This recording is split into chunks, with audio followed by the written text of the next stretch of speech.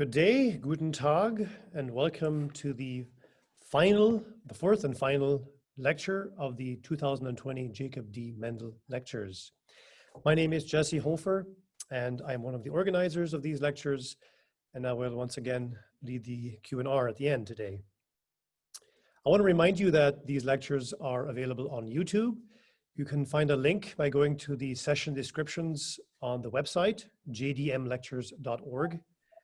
And also, these lectures will be published by the HP Book Center, hopefully in the next couple of months. I want to remind everybody that of the vision of these lectures, they attempt to cultivate something of Jakob D. Maendel's vision for the church. This vision includes a deep appreciation for both Hutterite history and the broader Christian tradition, an openness to non-Hutterites and new ideas, a reverence for creation, and a boldness in putting convictions into action. Today's lecture will continue with the theme of politics.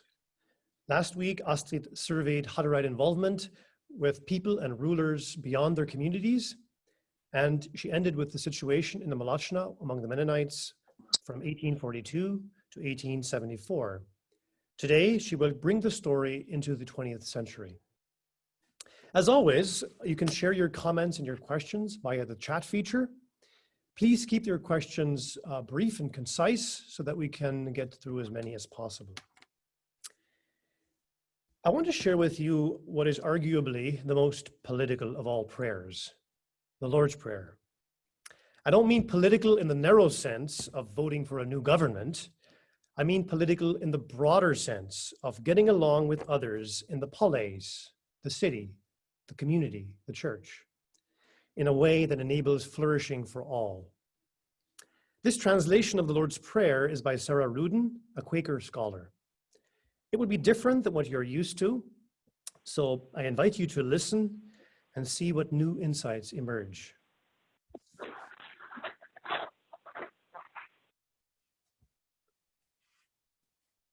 Let's pray. Father, our Father in the heavens above, spoken in holiness must be your name. Into the world must come your kingdom, and into being whatever you have willed. In heaven, the same way as here on earth. The loaf of bread, our every next loaf, give it to us today. And free us from our debts, once we have, just as we have set our debtors free. And don't, we beg you, take us into the ordeal. No, save us from the evil one. Amen. Over to you, Kenny. Good afternoon, everybody, and welcome once again. It's my responsibility to introduce our speaker for today. Before I do that, I want to just remind you a bit about the background of these lectures. They're hosted and organized by the Hutterian Brethren Book Center, where I work, and this lecture series, these 4 lectures have been free to anybody who wishes to participate, and we deeply appreciate the financial support that has come our way through the online registrations. So I want to thank you for that. Today is our final lecture, and it's your participation throughout these 4 weeks has really been wonderful. So our speaker is Dr. Astrid von Schlachta, and she is the historian and director at the Mennonitische Forschungsstelle, the Mennonite Research Center in the Weierhof, Germany. She is also a lecturer at the University of Regensburg. For most of her academic life, Dr. von Schlachta has been researching Anabaptists and Hutterites in particular. She's written numerous books that I suspect most of you who have studied Hutterites and read some of the history books have come across. Some of them are listed in her biography on the website.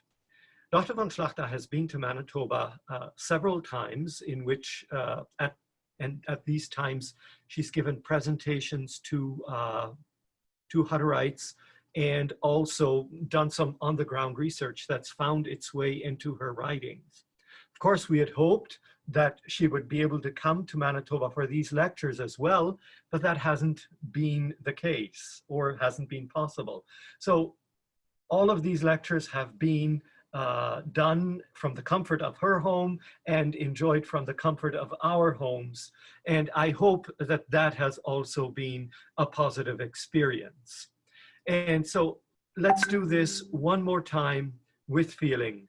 Astrid, over to you.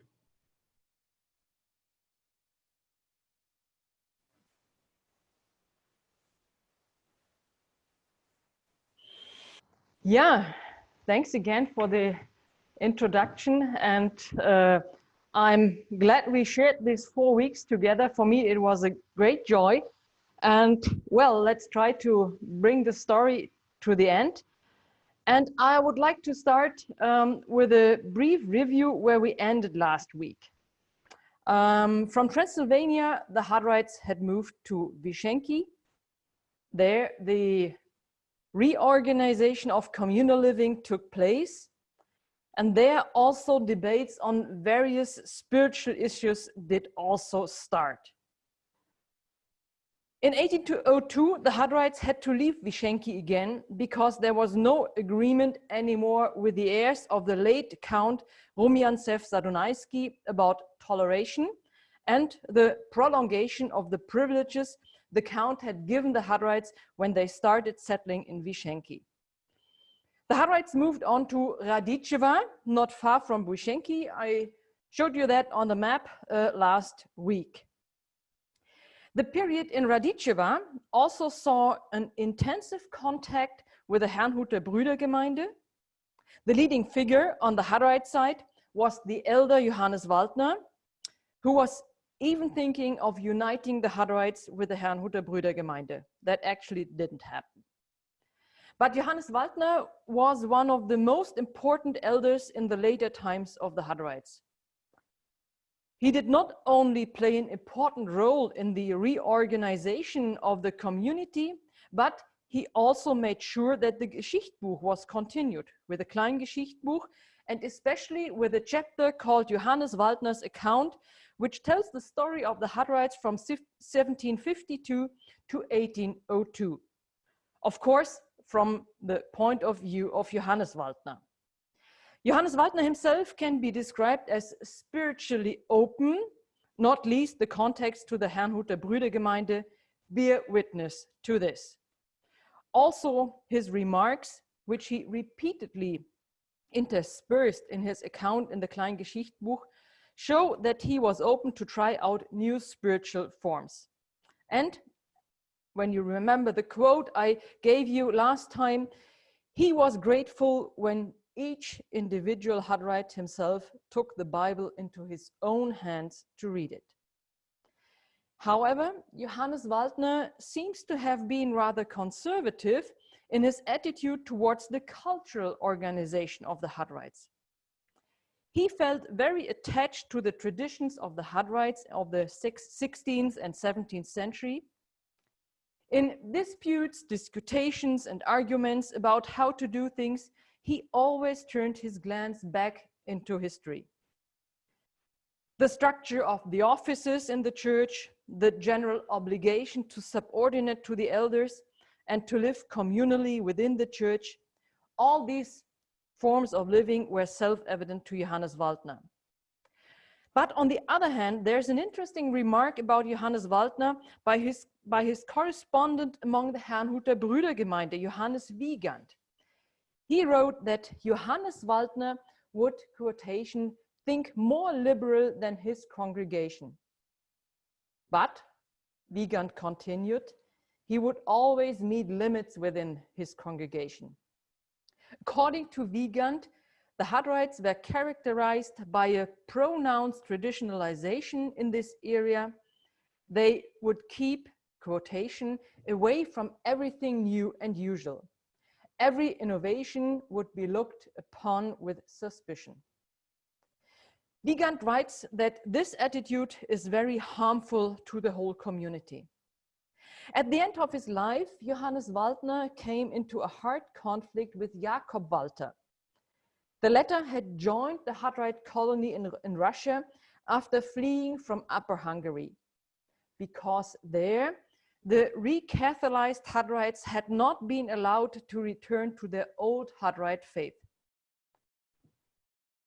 And that was one reason why a lot of ex-Hutterites who were not allowed to return to their old faith fled from Upper Hungary to Russia in the late 18th century. Now, the conflict between Johannes Voltner and Jakob Volta was probably a conflict about issues of power, possibly between two generations, the younger Jakob Volta against the older Johannes Voltner. The consequence of this conflict was that Jakob Volta and his brother Darius separated from the Hutterites in Radiceva. The conflict ultimately led to a further decline of the community. At the end of the 1810s, so 1818, 1819, the community of goods was given up again by the Hutterites.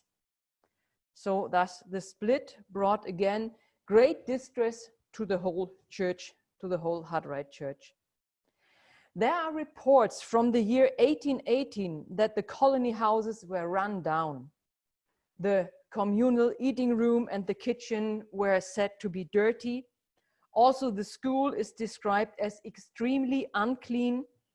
The air, it was said, was unbearable stiff and heavy, which led to a lot of illness among the children.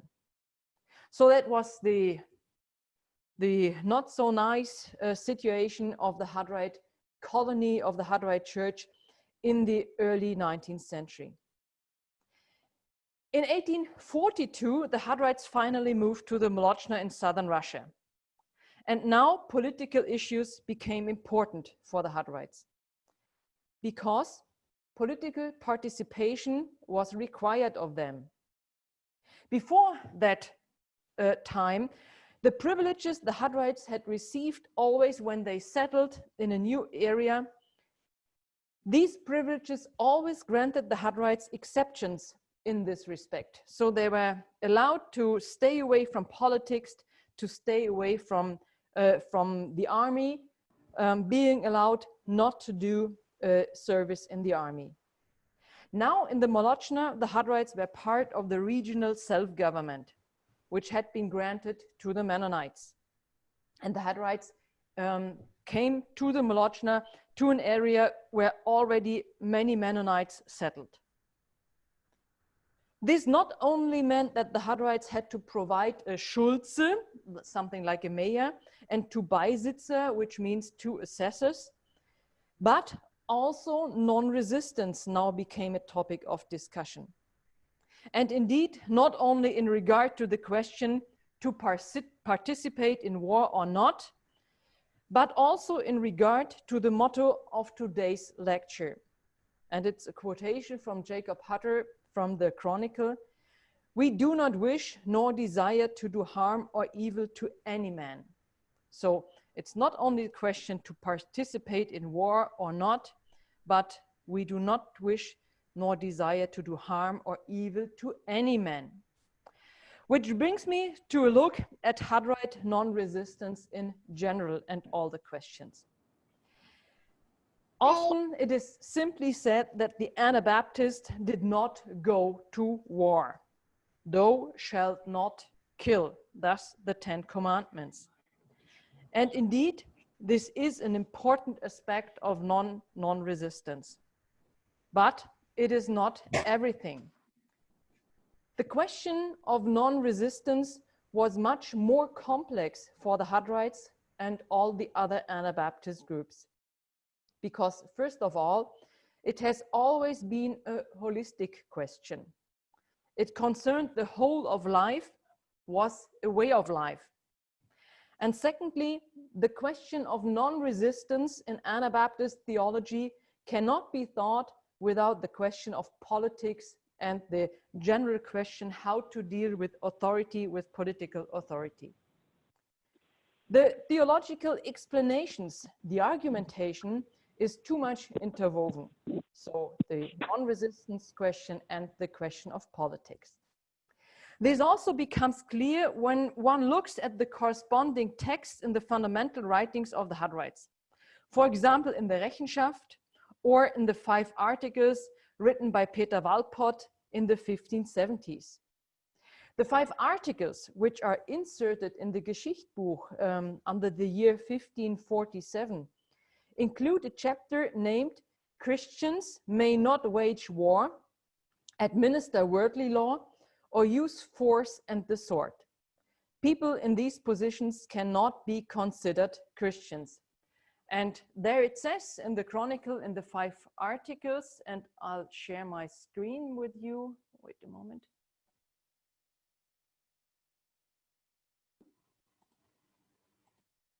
So that's the quotation from the Chronicle. It says, Genesis 49:10, Jacob the patriarch prophesied that the scepter should pass from Judah at the coming of the victor who is Christ. Since the ruling power of the Jews, the people of God in those days, came to an end in Christ and was taken from them, it is plain that in Christ it should have no existence, and that from now on the new people of God should not carry or use the worldly sword or rule by it.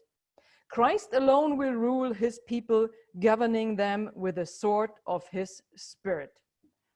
So, thus far, the 5 articles inserted in the Chronicle. The 5 articles thus briefly repeat what Peter Riedemann wrote about non-resistance in the Rechenschaft. With the coming of Jesus, the Jewish reign would come to an end. The scepter of Judah will be gone, the kingdom of Christ will come. In this kingdom, Christ does not rule with a worldly sword, as did the Jews in the Old Testament, but with a spiritual sword.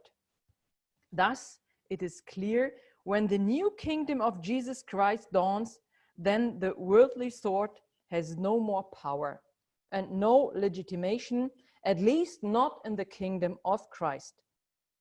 And this is exactly where the sharp division of the realms of the different reigns begins, which the Hutterites and most of the, or mainly all Anabaptist groups promoted, though the consequences are a bit different, as we will see soon.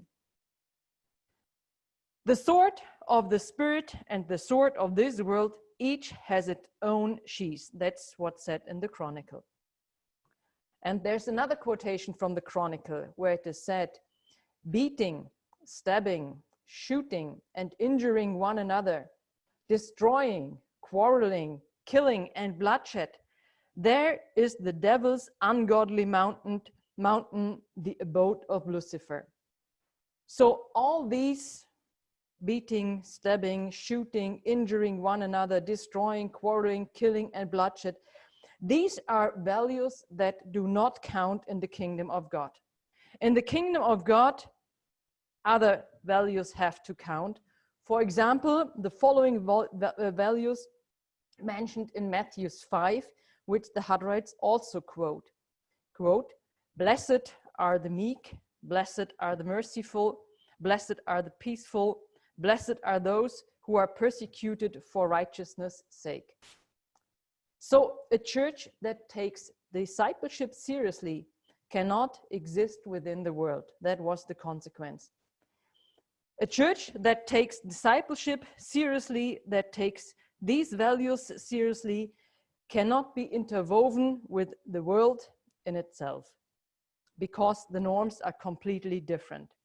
And it also follows that a Christian cannot hold an office in the authorities, because no political authority, according to the Hutterite conviction, can fulfill these Christian norms.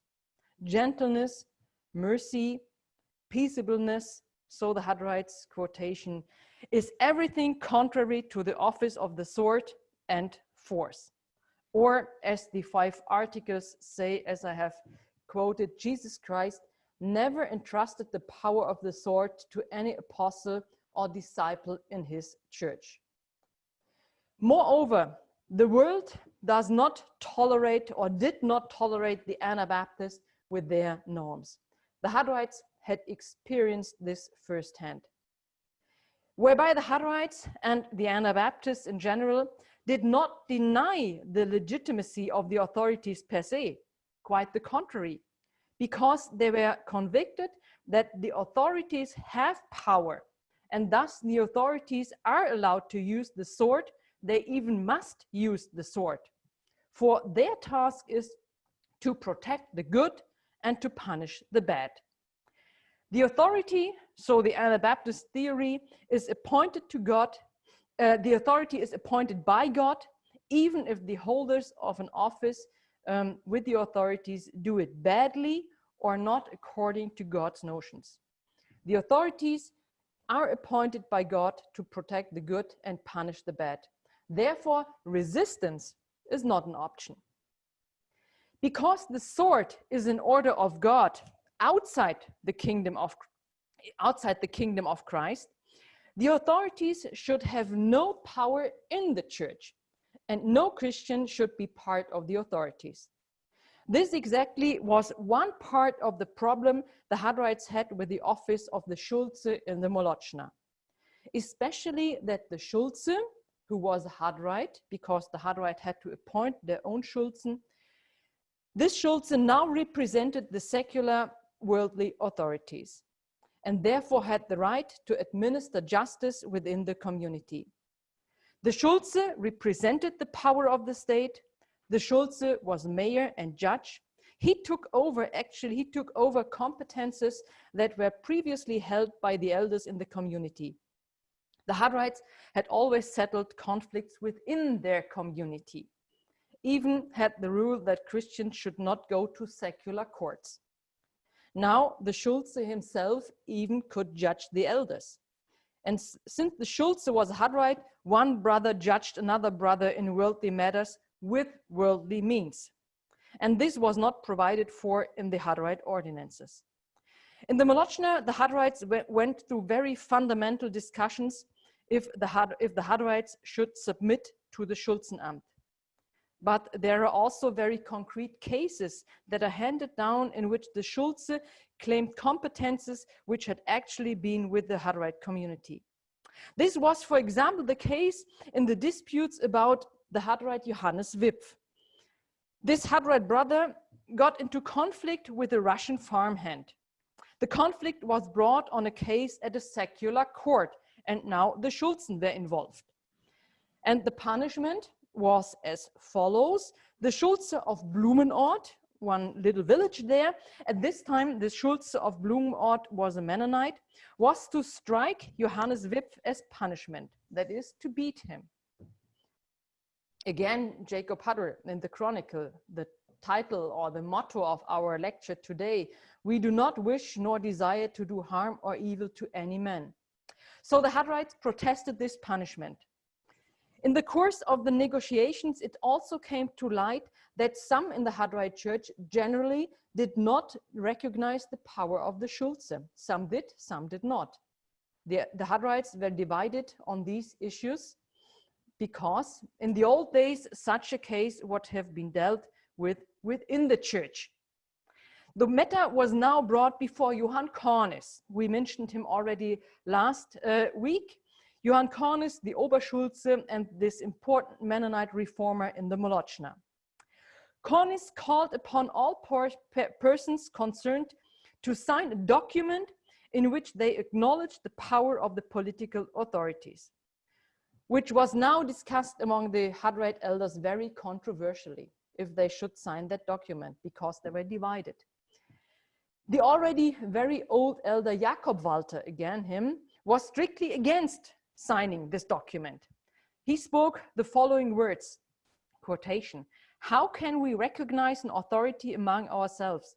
Christ teaches his disciples, Luke 22:25, the kings of the world reign and the mighty are called gracious lords, but not so you." So the lines of conflict were marked, and the conflict was not over. It was again Jakob Volta who was in the focus. Apparently, because of his refusal to acknowledge the power of the authority, he was taken prisoner. And it was particularly explosive in that situation that some Hutterites who were present and had a positive attitude towards the authorities had not prevented the imprisonment of Jakob Volta. It thus becomes clear the question of how much power the secular authorities are allowed to have within the Hutterite Church caused a lot of controversy and conflict among the Hutterites. One part of the congregation did not follow anymore the strict separation of the secular and the spiritual realm. Let's take a closer look at the Anabaptist statements about non-resistance and the political authorities in general.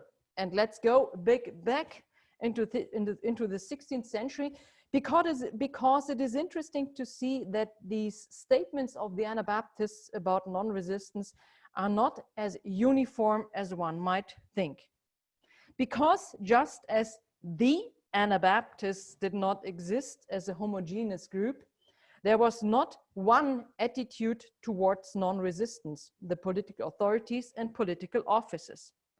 The Hutterites, as we have seen, were convinced that a Christian must strictly live non-resistant.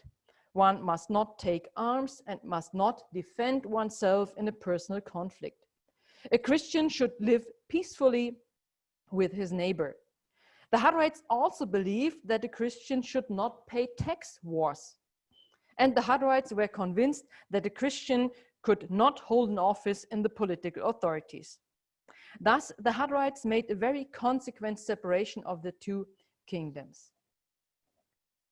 Other Anabaptists, such as Balthasar Hubmaier, who established an Anabaptist church in Nikolsburg, were not so strict on these issues. And let me show you a short picture of Balthasar Hubmaier that I always like, because it also shows on the top, it shows both forms of executions the Anabaptists had to face in the 16th century, the burning at the stake and the drowning. So this Balthasar Hubmaier established an Anabaptist church in Nikolsburg, and Hubmaier thought politics could be pursued according to Christian norms. He was convinced that a Christian could hold a position in the authorities. Christian norms, Hubmaier said, could certainly be introduced into politics and could be norms for political behavior.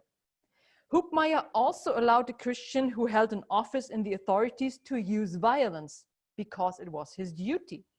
He allowed a Christian to take up the sword if he served to establish order in society. Also, Menno Simons held a very interesting view. On the one side, he spoke out against waging war. But on the other side, we have one sentence in the sources where Menno Simons believed that an Anabaptist could be a soldier. At least he said an Anabaptist should stay a soldier.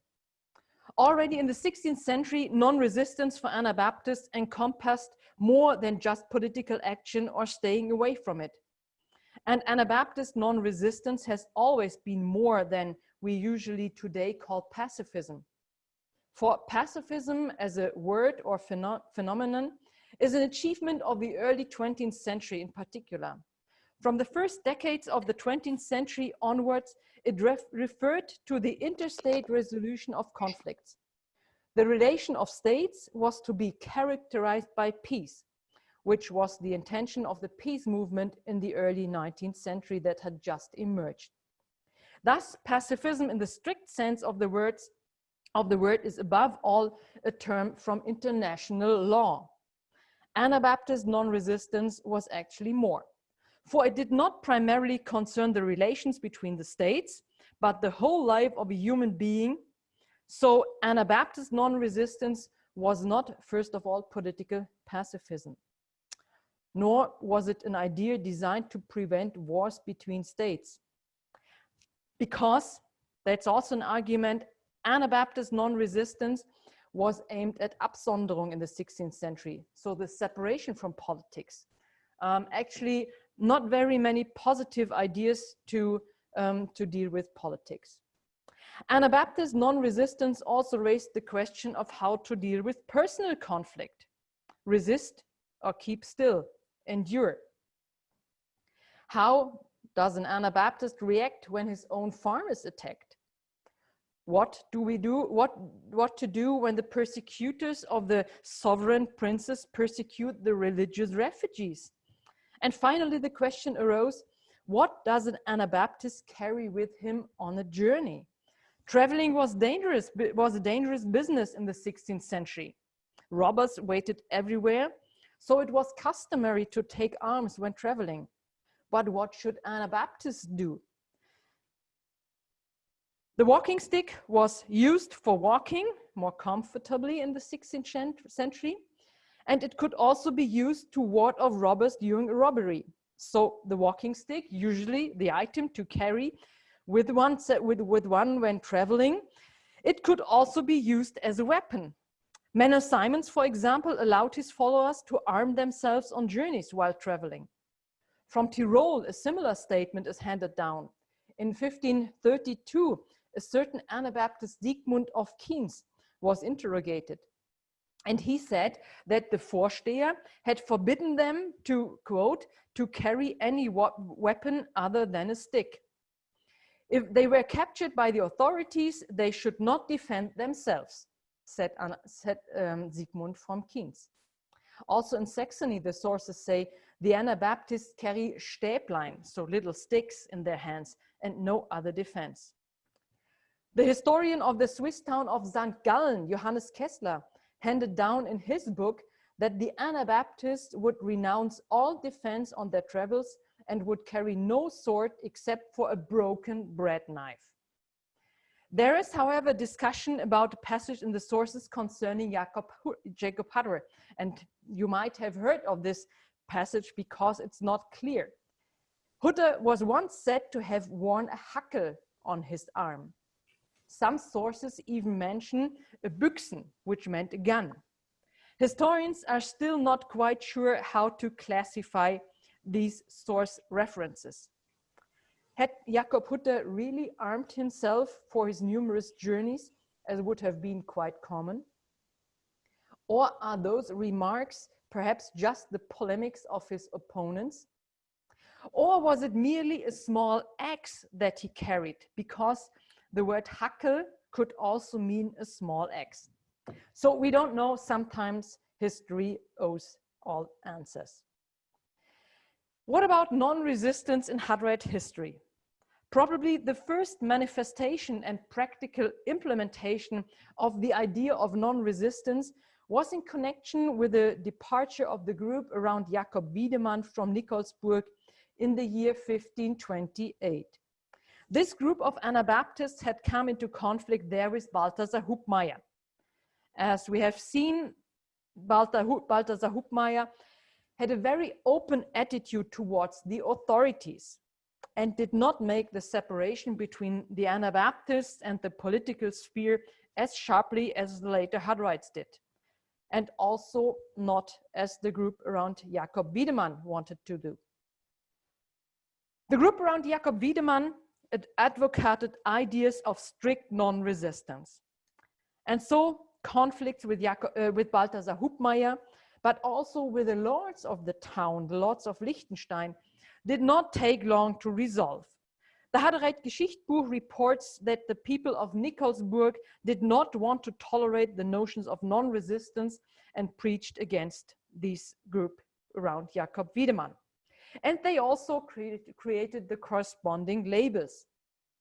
All those who adhered to the notion of non-resistance were called Stäbler, and those at Nikolsburg who kept the sword were called Schwertler. The lords of Liechtenstein, as landlords of the area, did not allow the Stäbler to settle permanently, but drove them out of the town. The Stäbler moved away as far as the region of Austerlitz. They obviously started out quite destitute and poor. Perhaps they had already come to Moravia largely penniless. They saw the solution in pooling all they had. The Hutterite Geschichtbuch reports that on the road between Tannewitz and Muschau, they threw out a coat, each placed his possessions on the coat, and community of goods was established. The Hutterites came into being, the founding history of the Hutterites. The question of resistance naturally arose again and again for the Hutterites during the Turkish wars in the early 17th century, when farms were raided. It was a very hard time because the Turkish wars caused a lot of suffering on the Hutterite colonies. Raids by marauding troops were commonplace, and the Geschichtsbuch writes, for the year 1605, this year the church suffered extreme damage and loss at the hands of the enemy through robbery, murder, arson, and deportation, also harassment by the soldiers who had been stationed in the country all the time. In these times, one might suggest, the question has probably often been asked to what extent one should defend oneself against attacks, defend the colony and defend the people. For it was not only a material damage that the Hutterite colonies suffered by the various troops, but it affected the people badly, as we have seen in the story of Salomon Böger, the Hutterite who traveled as far as Constantinople to free the captured and enslaved Hutterites. Some sources tell us that the Hutterites' strict non-resistance was met with some critique in the 16th century. The Hutterites were asked how society should function when everyone would live non-resistant. So the question was, quotation, if then we all put down our swords and do like you do, who then will resist the Turks and the enemies? That was the question. And in 1577, the Hutterite elder Peter Walpott responded to this criticism and said, quote, if we all become Christians, it will be God who will resist the enemy, for he alone is the shield of his little flock. It seems that the Hutterites did not give up non-resistance even in the 18th century, when pressure grew. In 1750, the group in Upper Hungary got into a closer contact with the Mennonites in the Netherlands. It was the time when the Hutterites in Upper Hungary were forced to practice infant baptism, and when community of goods had also been given up. The elder Zacharias Volta sent a Hutterite confession of faith to the Mennonites, in which he writes the Hutterites remain non-resistant. The church would use neither sword nor vengeance. For the Bible says, vengeance is mine, says the Lord. One should not resist evil and love his enemy and pray for them. In Wyszynki, Count Rumjantsov-Zadonaisky had explicitly granted the Hutterites the privilege of not having to take up arms in war and conflict.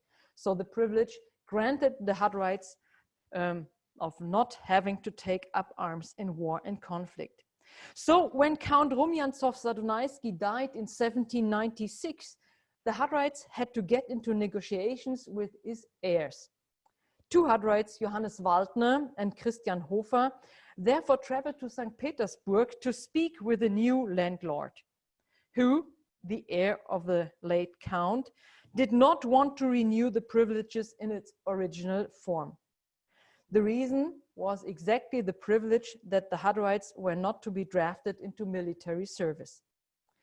Finally, no agreement could be reached, so the Hutterites moved on to Radičeva. The question of military service came back on the agenda of the Hutterites in the second half of the 19th century. From the middle of the 1850s on, the general situation of all settlers, of all German settlers actually in southern Russia, worsened. They were successively successively lose their rights of self-government and their privileges.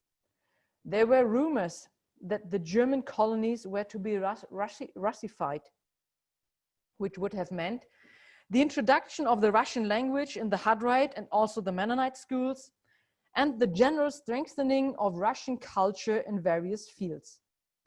and the loss of the privilege of not doing military service. A group of Hutterites and Mennonites was already thinking about alternative settlement possibilities in the early 1870s. In 1872, the first Mennonite delegation went to North America to explore the situation there. And a year later, a second delegation followed, now including two Hutterite preachers, Paul and Lorenz Chetter from Neuhuttertal. In the 1870s, about 1,250 Hutterites emigrated to the USA. So, as we have seen, the question of non-resistance in the early modern times cannot be dealt with without considering what the Anabaptists thought in general about the society and the political authorities. How does one define his position to an authority that enforced its power so rigorously that it persecuted different beliefs?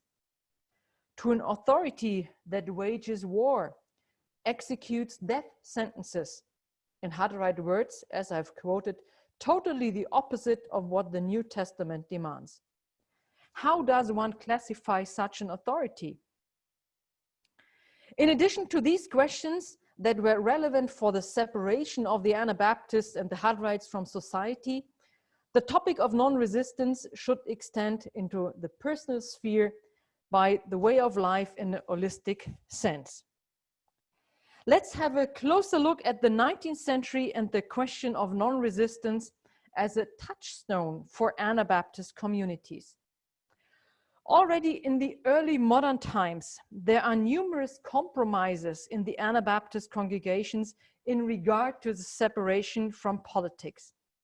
It is known, for example, that Mennonites, especially from the cities such as Krefeld or Friedrichstadt, were already mayors or members of city councils in the early 17th century. And also among the Hutterites, there were compromises, as we have seen in our last lecture. And in the course of the 19th century, then many Anabaptists also gave up non-resistance, especially Mennonites, but also Amish. Though this doesn't seem to have been the case with the Hutterites. Nonetheless, they, like all other Anabaptist churches, were affected by the fundamental political changes that took place in the 19th century. These changes were related to the implementation of new ideas regarding human rights and political participation. In the early 19th century, many territories and states enacted confessions and constitutions. These guaranteed equal rights for all citizens of the state. And by implication, where everyone is equal, there is no room for legal privileges or exceptions. Therefore, Anabaptist congregations lost, among others, their privilege of not having to do military service. This affected the Mennonites as well as the Hutterites. At the same time, in the 19th century, acculturation began in many Anabaptist communities. Let me show you one slide. Two pictures from Mennonites, bourgeois Mennonites. On the left, you see a woman, Mennonite woman, Antje Brons from Emden in East Frisia. In Emden, in very high level in the city, and on the right side you see Mennonites from Krefeld in Carnival. So acculturation, as you can see with these pictures, began in many Anabaptist communities. Anabaptists became part of society. The distance to the world and separation weakened. Integration into society made many Anabaptists willing to approach society on their own initiative and to show willingness to do military service and serve in the army. Mennonites were already involved in the Napoleonic Wars around 1800, and they were also active in the wars of 1870-71 when the unification of Germany was at stake.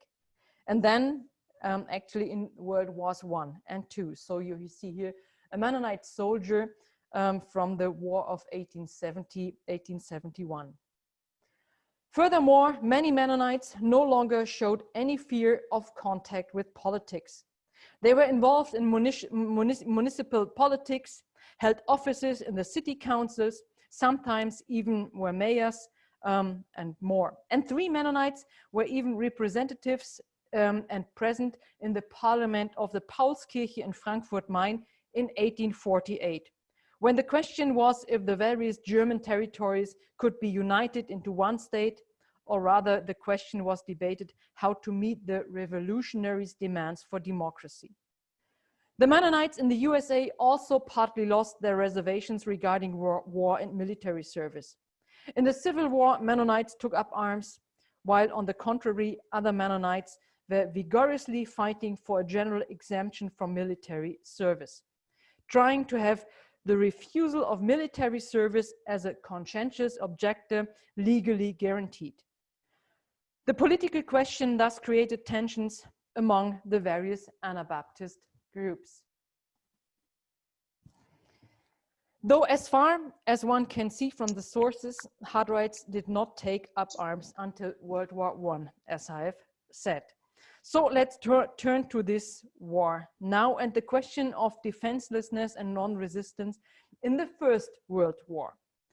Until World War I, the right to refuse military service as a conscientious objector was not legally guaranteed. The right to refuse military service was not a constitutional right. It could be given, depending on the situation, as an act of humanity or as a privilege to be granted once, which was typical for privileges. Discussions about the status of conscientious objectors also continued during World War I. The Quakers were leading the way in demanding exceptions for the peace churches. They were very early well organized to fight for the conscientious objection in Washington. In World War I, the Hutterites registered their young people for military service, but hoped they wouldn't be drafted.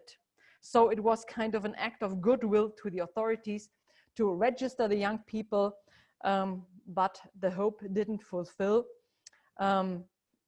because also the Hutterites were drafted then. But above all, the Hutterites were not willing to wear a uniform or even to support the war in any way. Therefore, they were not willing to do any alternative service, such as medical service, that was somehow connected to the military. The question of conscientious objection was not solved until the end of the war. President Wilson had made clear that there would be no complete exemption. COs would also have to do military service, but could do it in a non-military unit, and they would have to wear uniforms. And there was no possibility to substitute due a service outside the army. Now the problems arose for the registered and drafted Hutterites. And you all know the story about the brothers David, Joseph, and Michael Hofer and Jakob Wipf, who were brought before court in 1918 because they had refused to drill, they had refused to wear a uniform, and in general to integrate in the army. As we all know, 2 of them died in Fort Leavenworth in Kansas. It is very interesting, though, to follow some statements of the accused Hutterites in their interrogations.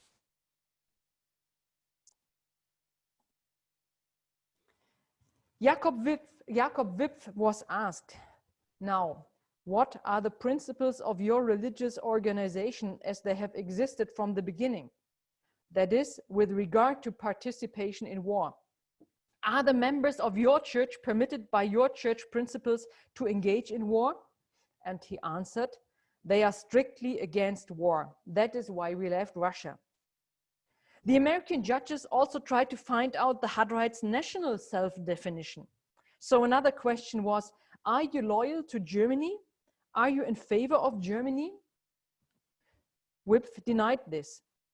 When asked why the Hutterites continued to speak German, he said, well, they started in Germany and they just kept going as a colony and always kept talking like this. But my father can speak the Russian language. But we have never gotten out in the world and just kept that language because they started in Germany. Then the judges asked even more deeply about the non-resistance of the Hutterites. Does your religion believe in fighting of any kind? No, Whip replied. You would not fight with your fists? Well, we ain't no angels. Little boys will scrap sometimes and we are punished. But our religion don't allow it. And then the question was posed to put the case like this. If a man was attacking or assaulting your sister, would you fight? No, Whip replied again. Would you kill him? No. What would you do? Well, in a way, if I could get her away, I might hold him. If I was man enough, I would do that. If I couldn't, I would have let go.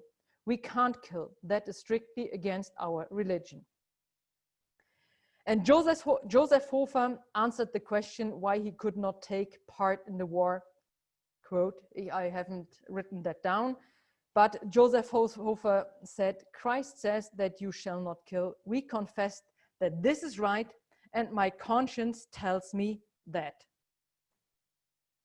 But not all Hutterites thought like the Hofer brothers or Jakob Wipf. Some didn't refuse military service in any form. So World War I was the first time it was proven that Hutterites went to war. To summarize this part, for all these changes in the thinking of Anabaptist communities, the 19th century plays a central role.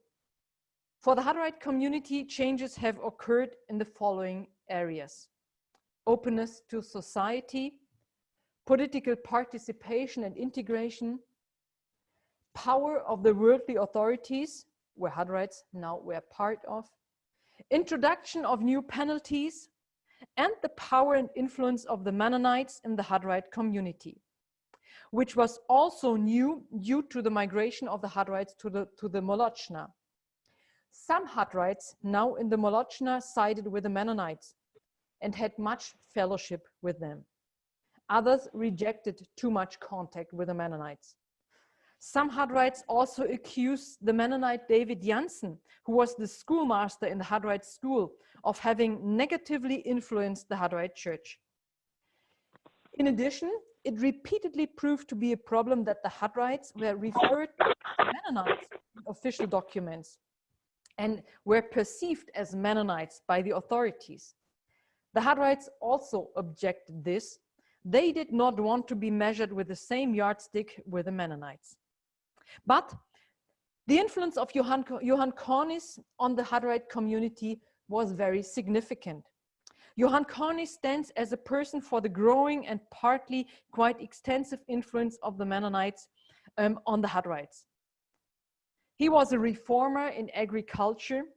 He reformed the school system of the Mennonites, which also influenced the Hutterite school system. He had good connections to political agency and to the administration in general, and he became an indispensable aid to the Hutterites in the face of their immigration to the Molochna, and he was the highest authority in community affairs. Several conflicts with Johan Cornice are handed down. Among others, the group that wanted to reintroduce community of goods in the 1840s came into conflict with Johan Cornice. Their wish to reintroduce community of goods met with resistance from the secular authorities and also from Cornice. Only after the death of Johan Cornice in 1848 did the group take a new approach. Now they separated themselves from the rest of the church and began to live in community of goods. In the villages of Huttertal, Johannesruh, Neuhuttertal, Hutterites lived in private property, and at the same time in the villages of Hutterdorf, Cheromet, however, Hutterites had settled in community of goods. So in the Molochna, we have two different settlements of Hutterites, one living in private property, the other in community of goods. In Cheromet, for example, Michael Voltner lived, the founder of the Schmiedeleut. During an illness, and you might all know this story, during illness he had the vision that communal living should imply community of goods again. Quotation that he said, "The ark is the community of the Holy Spirit, which you no longer keep to." That was the vision or the words he got during his illness. So he took these words as the occasion to start community of goods again. And so the question of community of goods was finally added to the list of Hutterite conflicts in the Molochna. Another Hutterite practice, centuries old, was also discussed in the 19th century and then abolished under the pressure of the Mennonites and Johan Cornice, the Hutterites' practice of arranging marriages. This was already laid down in old writings of the Hutterites in the 16th century. And we have a very interesting description of this practice, because in 1577, a legal case was held at the Aulic Council, der Reichshofrat in Vienna. The matter was a lawsuit concerning matters of inheritance of a citizen of the city of Kaufbeuren in the southern part of Bavaria. Relatives of a man who was a citizen in Kaufbeuren, who had joined the Hutterites in Moravia, demanded part of his inheritance after he had died in Moravia. To find a solution, an envoy of the city of Kaufbeuren traveled to Moravia to inform himself about the life of the Hutterites. And thus, he learned that among the Hutterites, the elders arranged the marriages. If a man wanted to marry, he turned to the elders, and they then sought a wife for him. However, it is said in the report, the elders asked those who wanted to marry if they were willing and able. And it is said that neither the man nor the woman should, quotation, partly be compelled or forced to marry each other. And then the bride and the groom would be married by handshake in a meeting of the congregation after spiritual instructions from the elder. So far the practice in the 16th century, which was apparently still common in the 19th century. But then in the 19th century, some Hutterites resisted this practice and asked Johan Cornice for help. And the Hutterites had to give up this marriage practice. The 19th century proved to be a turning point for the Hutterites with regard to some main points of their faith, one has to add, as well as to other Anabaptist groups. So at the end of the 4 lectures, let's ask some last questions. What role did history play for the Hutterites in their history? For the Hutterites, the view always went back into history, in all parts, in all eras, all epochs of the history. This can generally be seen in the Große und Kleine Geschichtbuch. And it can, for example, also be seen in the farewell speeches of the elders, where the reference to history was never missing.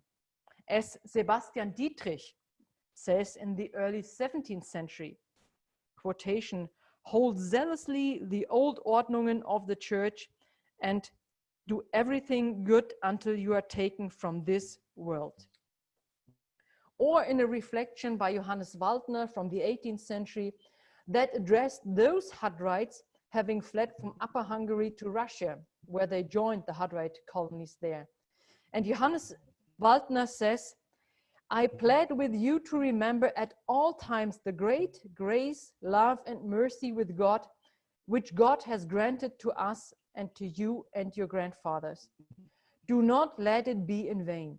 Remember and take deeply to heart how your fathers strove and labored, and how much in earnest they were to save their souls and yours. They were willing to make sacrifices, and it certainly cost them something to risk leaving the house and home." And what role does history play today? Every generation should look back into history again and again, but never idealize or romanticize history. Every new generation should try to read the history of the church through the eyes of their own generation and consider where every and the own generation stands between tradition and the constant need for renewal. History has no general answers for the today, and by no means provides history answers to all questions. Historical situations and answers of past generations cannot be transferred one-to-one to the present. But history shows developments. History shows developments. It shows which mechanisms take place in societies, for example, in the Hutterite community. It shows how societies and communities function. And history shows where the pitfalls for the functioning of societies and communities lie. In the case of the Hutterites, those pitfalls were the recurrent infiltration of community of goods, which could lead to the complete questioning of the communal idea. Pitfalls were the human behavior that can be extremely harmful to communal living. And all the conflicts about the spiritual orientation of the church we have heard, which often ended in divisions. The examples are Radiceva and the Molochna. But history also shows how renewal was always possible after crisis. For example, when fresh blood came into the Hutterite church through the joining of the Corinthians, of the Corinthian crypto-Protestants, or the energy that led to the resumption of community of goods in the Molochna.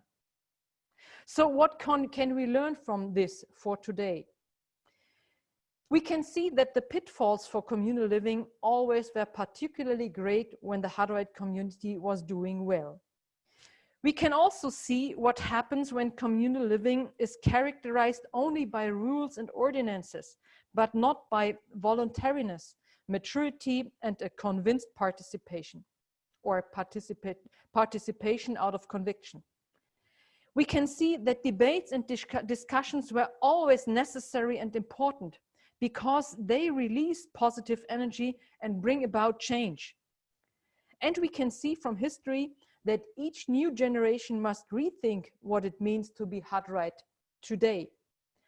The 21st century provides a very different context than the 16th century. But history makes it clear that it was always good to find the courage to dare renewal and not to forget history. So these are some conclusions, some remarks from me at the end of these 4 lectures, and I thank you for your attention, and I'm, as always, interested in the questions you have. So thank you, and I turn back to Kenny or Jesse. Thank you, Astrid. And now we have half an hour, 30 minutes, to engage Astrid on a variety of questions. So just a reminder, you can post your questions in the chat feature or your comments, and we'll try to get to them. Let's begin with the question from Decker. Question is, can you think of any instances of Hutterites speaking out against warfare or government injustice? Hutterites publicly speaking out against government injustice. And what ethical criterion would they use if the government cannot be Christian? So I'm not sure if I get the question right. I mean, there is a lot of critiques at the persecution of the Anabaptists in the 16th century. Mm-hmm. So that there's a lot of critique and speaking against that is not right for the authorities to persecute the Anabaptists, and again and again. So it's always when the Anabaptists or the Hutterites get under pressure from the authorities, then there's often the remark, it is not right, and it is not in order that the good Christians that the Anabaptists were persecuted. Would that be an answer to that question, or is because I mean that all Anabaptist groups perceived persecution as injustice to themselves? So I mean the main injustice a government or authorities could do is to persecute Anabaptists. Mhm. I'm thinking the question is also about whether they're speaking out when somebody else gets persecuted rather than just when they get persecuted. And Decker, if you want to step in and to clarify your question, you may do that. Yeah, you mean, yeah, well, not that I could think of.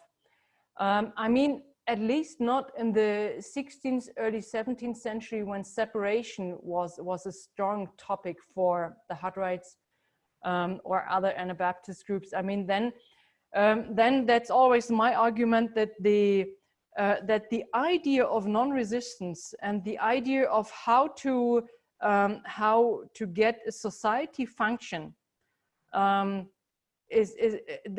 Anabaptists didn't have many ideas about positively influencing society.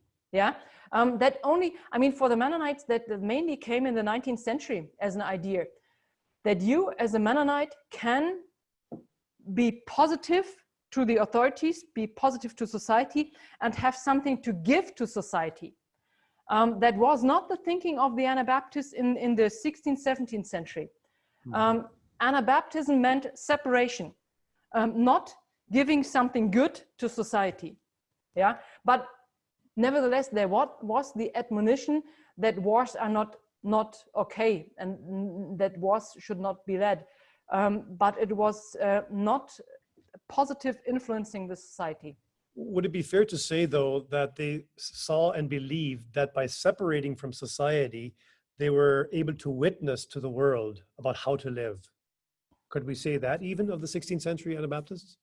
Sure. I mean, that's always the argument that the world should look at these true believers, how they live, and that was the true Christian living. That's true. But and I mean that worked actually. That worked in some Anabaptist circles in the. We know that from some regions in Switzerland, where the living of the Anabaptists and the norms the Anabaptists lived, the sincere Christian life the Anabaptists led, influenced the norms the Reformed Church gave to their community. So because people outside of the Anabaptist communities, as Reformed people in Switzerland, they were very positive and very they adored Anabaptist life. Yeah, they said they are sincere. These are the true Christians. So the Reformed authorities, the Reformed Church was herausgefordert or was challenged. Was herausgefordert to set norms according to the Anabaptist norms. Yeah, so that's how it worked, and we know that from but it's only very regionally always. Yes. A question from Kenny: as a political scholar, what are the best examples in Anabaptist history of balancing church-state relations? What are the best examples? You mean groups or people? Kenny, can you clarify? Yes. The best examples? Yes. Or people. And of course, this is me asking for your personal perspective on this. What are some of the bright spots that you might identify? I mean, it's the question. How much non-resistance can be brought into a society, or what is the vision, the 100% vision, and what is pragmatic? And I'm always more the pragmatic type of person. So I think the vision is good to think of non-resistance and not engaging in war and states trying to live pacifism.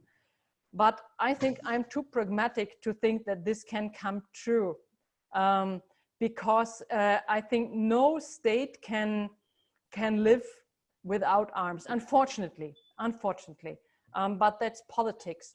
So I think somehow this Balthasar Hubmaier ideas are quite balanced when we think of what can be, what's the vision, and what's really society, what's the living in society. And I mean, Menno Simons is also, he's not that clear always in this topics of authority and refraining from politics. Mm-hmm. It seems to me that how we engage the world or how we become politically involved in the world depends a great deal on how we understand the relationship between church and world. And the state obviously governs in the world. And the 16th century Anabaptists often drew very sharp lines between church and world. Schleitheim comes to mind here. It's either Christ or Belial. It's black and white, very sharply dualistic, which of course also encourages separation. Can you talk about whether the early Anabaptists practiced separation from the world as a means of survival or as a way to be faithful? Was it a temporary measure or was it a normative practice for them? And maybe beyond that, can you talk more about the Anabaptist vision of the church and how that affects how we engage in the world and in politics? Mm-hmm. Well, in the 16th century, it was definitely a very sharp separation. You quoted Schleitheim, and that's definitely the most sharp separation.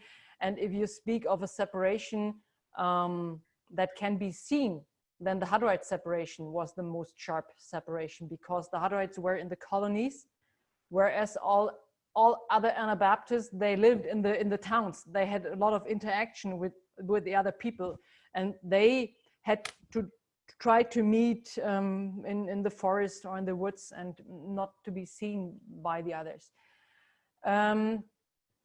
So the separation was very sharp, and I think it's difficult to say. Well, it was necessary, definitely. I mean, it was necessary to step out of society because the persecution was that strong. But also in those regions where persecution diminished in the course of the 16th century, separation stayed. So then the church, the notion of the church comes is important here. And the Anabaptist notion of the church in the 16th century was that the church must be separated because the norms are totally different, and the church is the gathering of the saints, of the Heiligen, the gathering of those who are living to the norms of the Anabaptists. So der heilige Rest, or the little flock that really stays to die Nachfolger, the true disciples of Christ. They are the church, and the church is clean. So there comes then the idea of Kirchenzucht and church discipline.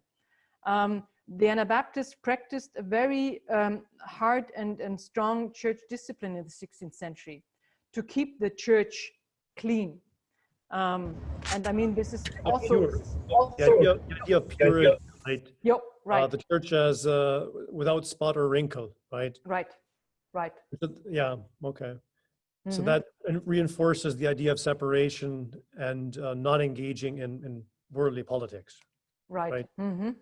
So I mean, it's I think on the one hand it was necessary, because how could they live their faith and their belief when they stayed in the world and would be recognized as Anabaptists? That would meant persecution, imprisonment, and death. So refraining from society was necessary, but then also the idea of the church was there. Mm-hmm. So it's both. Okay. Mm-hmm. A question from Adam about the historical influence of monasticism on the Hutterites, perhaps with especially on their non-resistance. What can you say about the historical influence of monasticism on the Hutterites in general, and maybe particularly on the issue of non-resistance? Yeah, difficult. I mean, I can just conclude from the remarks in the Chronicle, because the Chronicle reports of some middle-aged orders and monks and monasteries that they said lived a good Christian life. And then I'm not sure if you have any reference to a source where one Hutterite says here this monastery is a role model for us, I would be interested. I'm not aware of such a statement in the Hutterite sources. We do have some former monks that joined, right? That's right. But also the whole Anabaptist movement. I mean, Michael Sattler was a monk. He didn't become a Hutterite, so they joined. But I mean, the Hutterites had their families and married, so that was the difference to the middle-aged monasteries. Mm-hmm. A question from Andrew Klassen-Brown on Menno Simons. Can you clarify where Menno Simons is unclear about his peace position or the use of violence, or where he allowed, as you said, his followers to arm themselves when traveling? Because Menno Simons is often held up as a symbol of the peace position. So where do you find that in his literature? Yeah, the remark about being a soldier is in the Wismarer article. It's, I don't know how many articles, it's one of the articles in the Wismarer article. You find those in the collected works of Menno Simons. I mean, it is an interesting remark, and it's not quite clear what he says, because the context doesn't say anything else. It just said, and when I recall, it says in German, ein Täufer soll ein Kriegsknecht bleiben. So maybe he means that somebody who is a soldier and becomes Anabaptist shall stay soldier. So maybe it doesn't mean an Anabaptist can become a soldier. Yeah, so that might be a difference, that he just addressed those who were soldiers and became Anabaptists, that they should stay soldiers. So it's not quite clear, but it's an interesting remark. And when you read the works of Menno Simons, you find both. You find the admonition to the authorities that war is not right, that there should be no war and nobody should go to war. But then there's also Menno Simons is quite pragmatic about holding offices in the authorities. He's not that strict as the Hutterites are regarding offices in the authorities. And then the Mennonites started already in the early 17th century that some of them became members of the city councils. Mm-hmm. Okay. The question from Ian Kleinsasser about the term colony. According to the sources, when do we first run across the term colony or colonies? Is this an imposed term from outside? Does the term colony not have undertones that point to colonialism? And is it not time for us to reclaim our identity as Haushaben or Bruderhöfe, perhaps? Any insights on the origins of the term colony? Well, I mean, the term colony must be 20th century. We never have the term colony in the early modern times. In the early modern times, we have Bruderhöfe, wir haben Haushaben, and that's, oder Gemeinde. That could also, I think Gemeinde could also mean what you call today colony. Colony is a term of the 20th century. And we don't have the term in German. So it's not in the Russian era at all? Kolonien? Yeah, but in a different meaning, because in Russia, kolonien meant settlement of the. I mean, it was a colonization in the Molochna. The Molochna was mainly an area where settlers came from all parts of Germany and wherever. And it was a term in the Molochna, colony, and each colony had a special form of self-government. So it was mainly a political term in the Molochna, and not the term for the Hutterite settlement. You had the colony Molochna, colony Kotica, and other colonies. So that's the difference. That's a slightly different meaning of the term colony.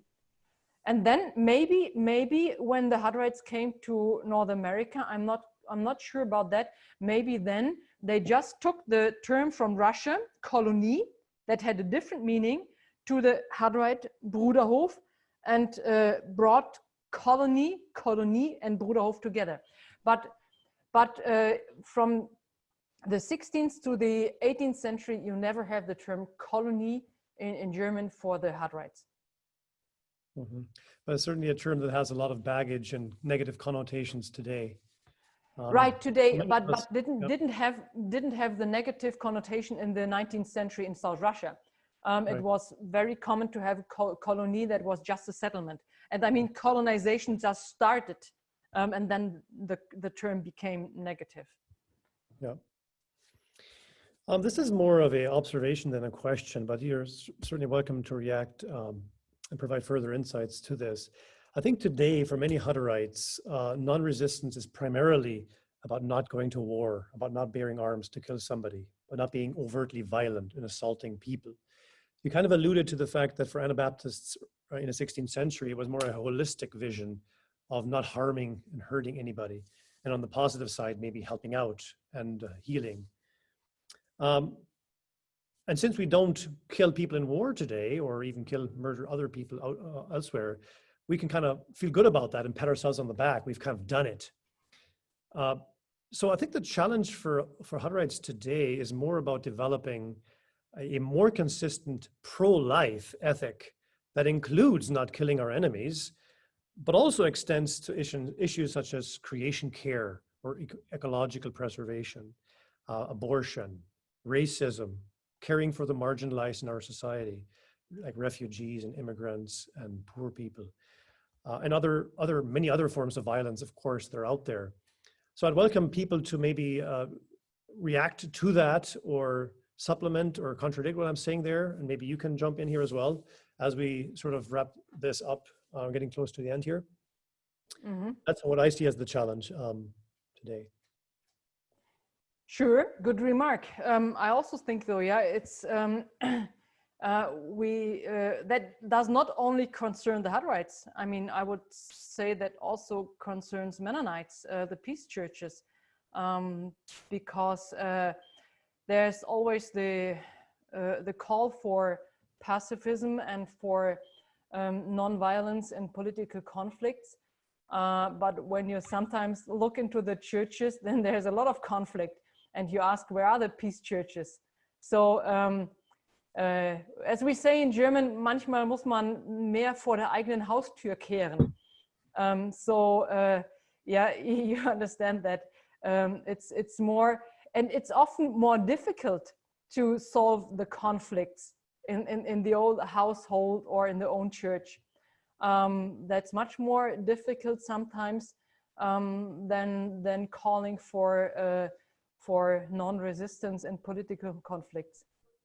And it's also, I think, important that our responses to these issues are in fact rooted in the gospel and are not just being co-opted by the culture wars that are being played out in America or elsewhere.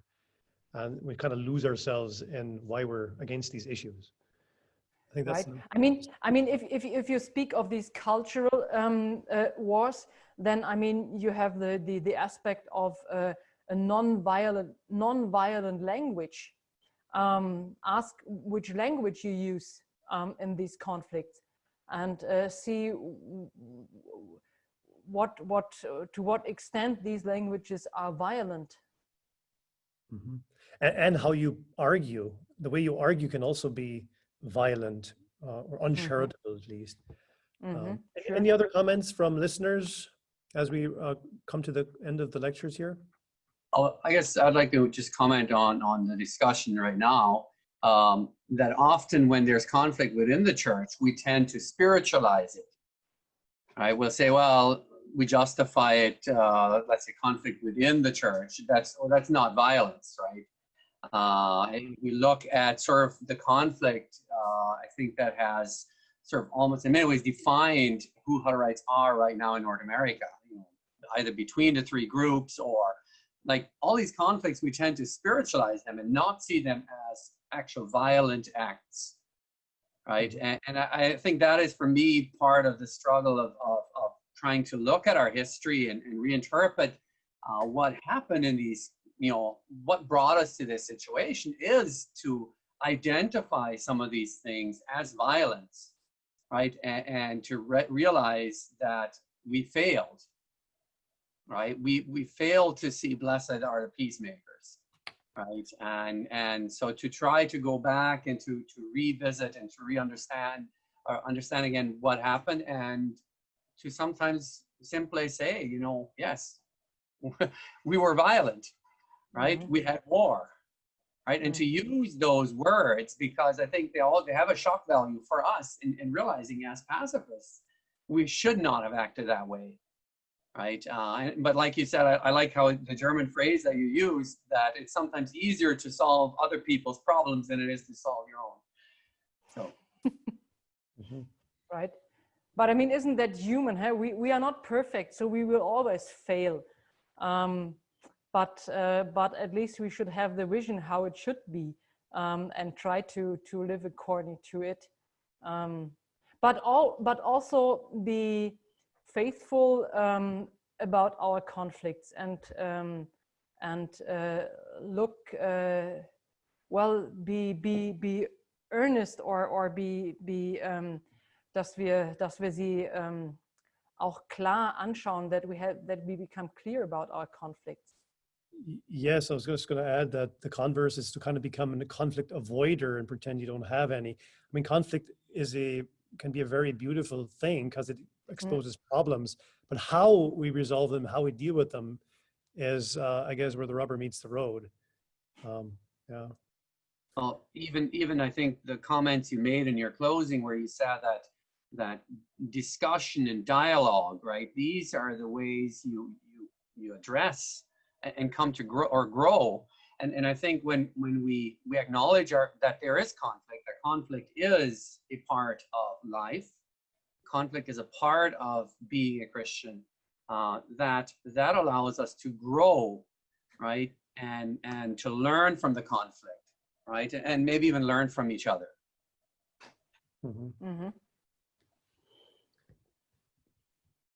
Anybody else want to weigh in on the whole question of non-resistance in our communities today and a more consistent pro-life ethic?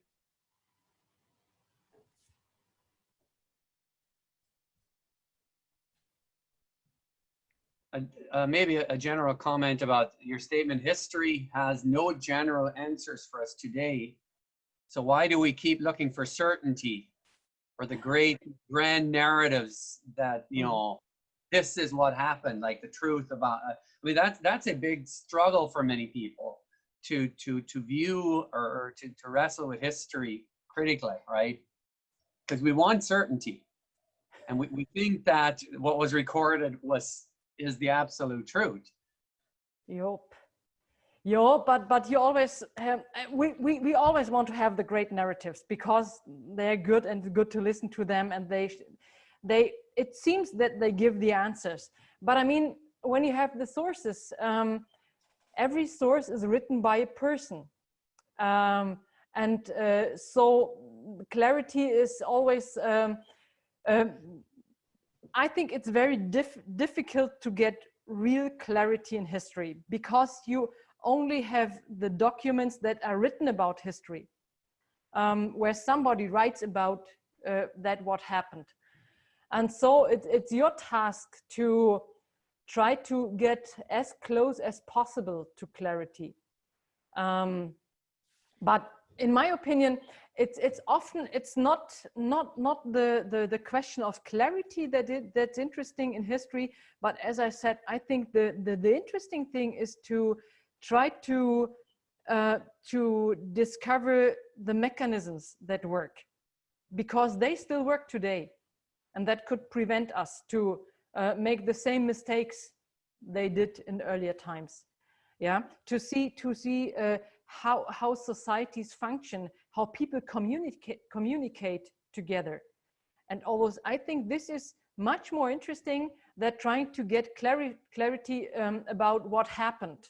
That is important, sure, but I think the really interesting thing is how did they solve the problem? How did they promote identity and all those questions? That's, I think, where we can learn from history.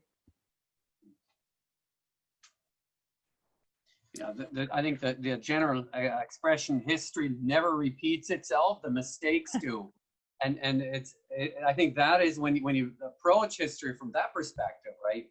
Also to see, like you said, to look for, okay, what, not only how did they the struggles they had, right? For instance, if you look at the Ordnungen and the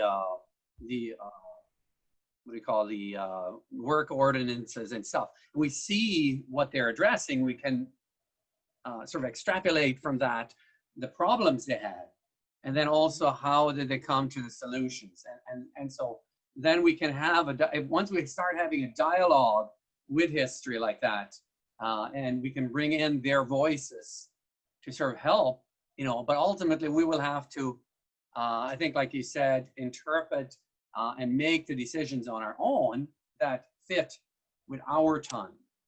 And never forget that the context of former times is totally different. So I think you can't find the same answers because the context today is different. Yeah, but nevertheless, never forget looking into history. And I mean, history is rich, though I think as a historian, or the longer I work as a historian, I think we never learn from history. It's and history repeats itself, and mankind is not getting higher and higher. It's like history repeats, and the mistakes are repeated constantly.